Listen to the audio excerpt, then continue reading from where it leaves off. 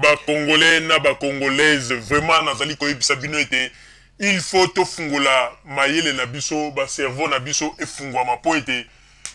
tozaka ko tourner Europe nini tozande komi kosa na kaka biso na kati ya poto mingi bazali ko kanisa ete tozali ko sala lite Kabila dégage bani mais tozali nde komi kosa na kaka biso na kati ya poto Congolais ayebaka kopusa mayele na ye musika te pona nini bandeko tango bato bazali kowumisa bino na kati ya lite oyo baza koloba kaka boye toke na gauche ya bokei toke na droite tokei mais il fallait botuna bango bolobi mais bino pe boyebisaki biso ke boza na 25 000 tonnes ba arme et bongo 25 000 tonnes yango ya ba arme eza kopolela wapi bino bato bolobaka ete tokende kobunda mpo na mboka dans l'entretemps bozoloba kaka ba rwandais balingi basisa bazwa mboka na biso nyonso ba rwandais balingi baenvaye ba peuple congolais mais boza na 25 000 tonnes ba arme bokosala na yango ba 25 000 tonnes yango ya ba arme boza nango bosalaka na yango nini boyebisa biso bomoni mpo na koloba kaka ke bozaka komikosa na kaka tala oyo bozosala eza lit te ezali ke ndenge tozali koloba ndeko mwasi mpe ndeko mobali fungola matoi nao moto na moto azali na ide na ye likolo ya lit oyo moto na moto aza na boule na ye parce que soko ezalaki boule mpo na Congo bandeko oyo mpenza moto nyonso to azalaki na susi mpo na mboka ide moko kaka elingaki ebimaka mbala moko pa mpe bato nyonso balandi yango mais lokola mutu na moto aza na boule na ye na kati ya motema nzambe mpe aza koconfondre bango oyo nyonso tu mpo na nini lider ayebani te bandeko balider na bino awa bayebanaka te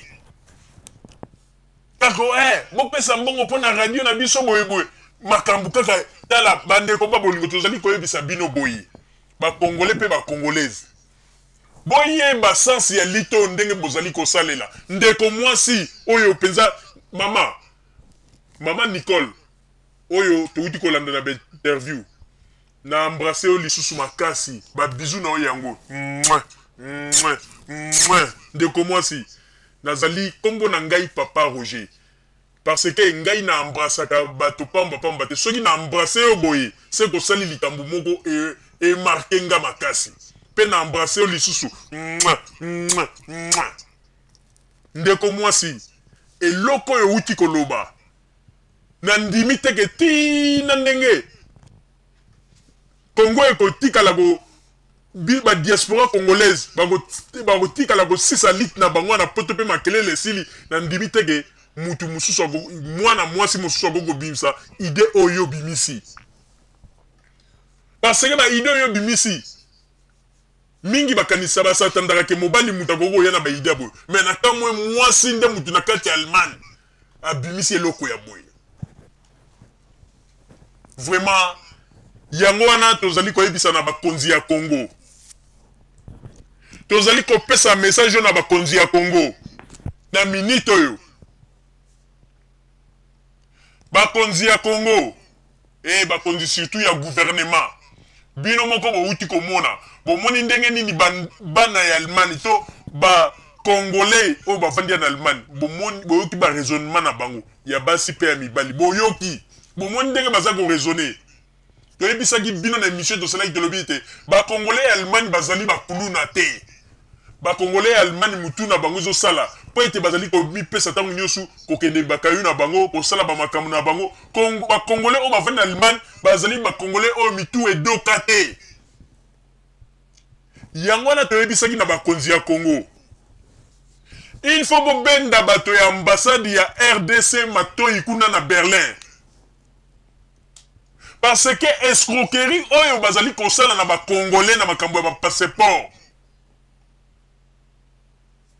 ezali malamu te po ete tolobaki yango ba Congolais mingi oyo bazali na Allemagne bazali na makambo ya bozoba te ndenge tozali komona bato mosusu na ba Belgique na nini kokendaka liboso bakamera kofinga bakonzi ya Congo koloba n'importe quoi yango na tolobaki bo bakonzi ya Congo tangu yango yo bosala makasi po ete bomeka koservir ba Congolais oyo bazali na Allemagne ba passeport na bango eya po ete ba Congolais oyo bazali na Allemagne mingi lelo misala na bango ebebi alors ndenge misala na bango ebebi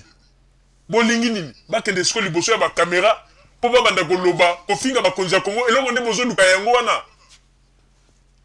wana tozali komi tuna pe lisusu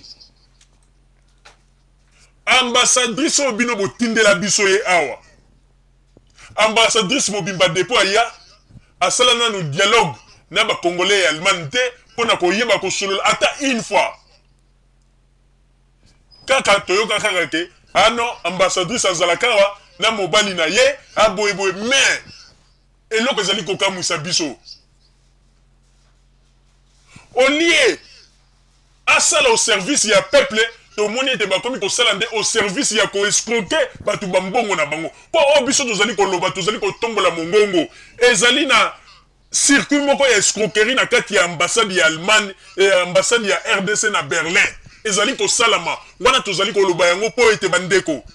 tolingi nanu kobombarde sikoyo te po ete tozwi deja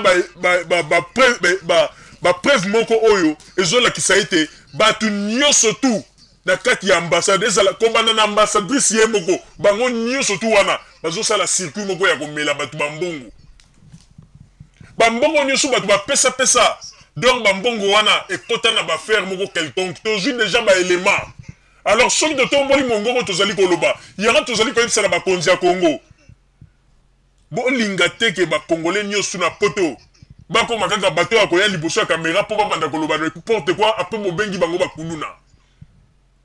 bakongolais bazali na Allemagne bazali na bakuluna te soki bakongolais bazali na Allemagne lelo bakomi ko se révolter ezali ne pona kaka badroit ya passeport na bango po ba passeport wana yango nde ezali ko permettre bango bakende bakontinue bamisala na bango kutu bamakambo ya kokende koloba bakombatant bani baza kutu kuna te bango problème na bango basala musala na bango po ete musala na bango na Allemagne ezali papa mama eza kofuta bandako na bango makambo tu mais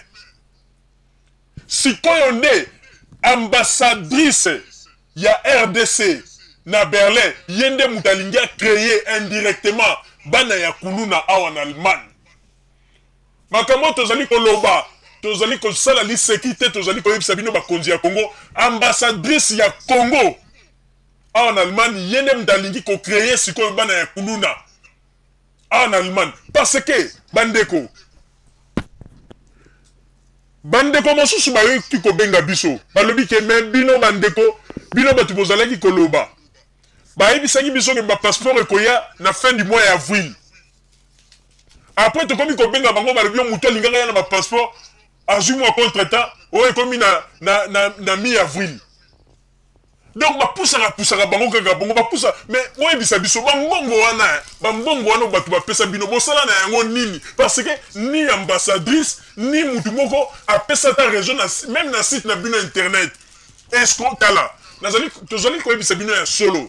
oyebi ezala mama ambassadrice ezala basali nyonso tu ya ambassade ya Congo oyebi baescroquerie oyo bino bozosala tolobaki yango malamu bakongolais na poto awa mingi mitu na bango esi ebebi mokolo mosusu botokoloka kaka oh non oh mutu moko ya ambassade bio basalaki mobo ekomemi na bajournaux ale na Congo bakoma olobaki atala boyeboye tolobi ete awa na Allemagne makambo ya bana ya kuluna eza te bino moko nde bozolinga kobotisa yango mais comment expliquer mutu asalisi passeport na ye bolobi na ye 3 mois ekomi 3 mois bokomi kobinisa ye et puis bambongo wana bazolobana te kuna na affaire étrangère na Congo balobi ke bino bato ya ambassade bo régler nanu bambongo te po ete ba finaliser ba dossier ya bato alors bambongo bino bato apesaka bino chaque fois 200 euros po mutu asala formalité na ye bambongo yango botia yango wapi bomoni bino nde bozokisa Congo soni nga nazomona kutu tina moko te oke balobaki ambassade ya Congo eza ambassade te ezali esika moko ndenge tozali koloba ete ezali maison moko ya bakuluna parce que soki bazalaki beza bato bazali na ndenge ya ambassade bazali koservir peuple tolingaki tomona mpenza bamakambo bazali kosala mpona mboka mais bango bazali kosala au service ya bakuluna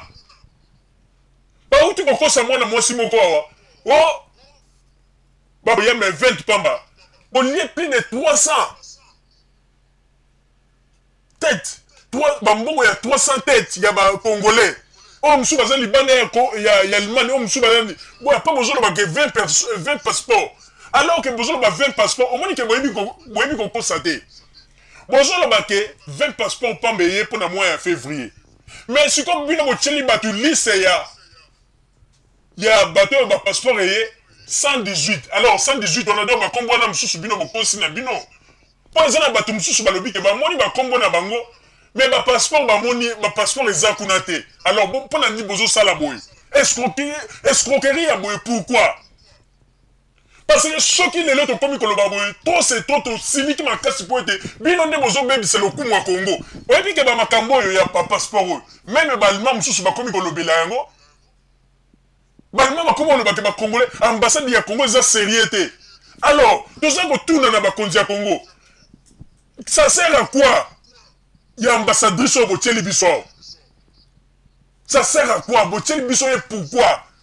parce que ambassadrice mobimba asala na le contact na bacongolais te na kati ya Allemagne pour solola na bango dialogue ezalaka te na bureau kuta monanaka te donc alors botiela biso ye pourquoi donc botieli biso nde moto oke ezali tolobaka ezali réseau moko organisé mpo na koya kolia kaka bato ba 200 euros en tout cas likambo tozali koloba ngo lelo biso tozali koloba mais mokolo bokoyoka ke likambo moko esalami na Allemagne mpo na makambo ya bapasseport oyo en tout cas mokolo wana bobenga bana ya Allemagne oyo bakuluna te mpo bino moko bakonzi ya Congo toza koloba boza koyoka me toza komona te réaction nini boza kosala soki ambassadrice na bato na ye bango nde mutu basalelaki mbongo ya bato bapesaki bango bomoni ke résultat eza te alors bino bato ya service ya affaires étrangères kuna na Congo bon régler bapasseport ya bato wana botindela bango apres bobanda kokata ambassadrice mbongo na ye na bato mosusu ya ambassade po ete escroquerie ezali kati na bango vraiment en tout cas biso liboso tokanisaki ete bato wana bazalaki na kati na lokuta obie baza kolinga kosali kombo ya mboka mais toye komona ete ambassadrice na bato na ye ezali na groupe ya bakuluna na kati ya ambassade ya Congo soki mpenza bakonzi ya Congo bakolinga batinda bato baya kosala inspection na kati ya ambassade na biso bayeba makambo nini oyo bango basalaka na bambongo ya bato bapesaka bango vraiment ezali pasi mpe mawa mama Rosalie nazongiseli yo maloba